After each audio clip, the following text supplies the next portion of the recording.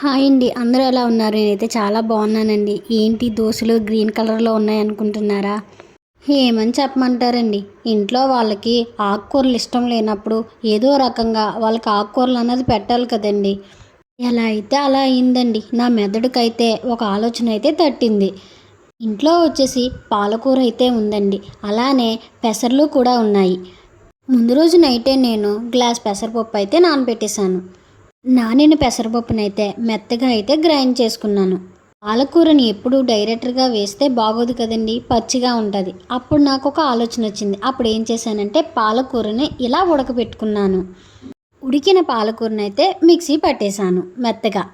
ముందుగా రుబ్బుకున్న పెసరపప్పు రుబ్బులోకి ఈ పాలకూరనైతే వేసుకోవాలి. చిటికెడు ఉప్పు వేసుకొని మొత్తం కలుపుకోవాలి. చూసారా, కలుపుతుంటే కలర్ ఎలా చేంజ్ అవుతుందో. చాలా బాగా అయితే వచ్చాయండి. అస్సలు కనిపెట్టలేరు ఏం వేసారన్నది కూడా. అట్లు కూడా చాలా మెత్తగా వస్తాయి. ఇలా ఎవరైనా ట్రై చేయలేని వాళ్ళు ఒకసారి ట్రై చేసి చూడండి. సూపర్ వస్తాయండి. నిజంగా నేను చెప్తున్నాను కదా. ఆకుకూరలు తినలేని వాళ్ళకి ఇదే పని చేయాలి. ఏ ఆకుకూరలు తినకపోతే ఎలా అండి. అందుకే పాలకూరతో నేను ఇలా ట్రై చేసి చూశాను. చాలా బాగా అయితే వచ్చాయి. మా వారైతే లొట్టలు వేసుకొని మరీ తిన్నారు.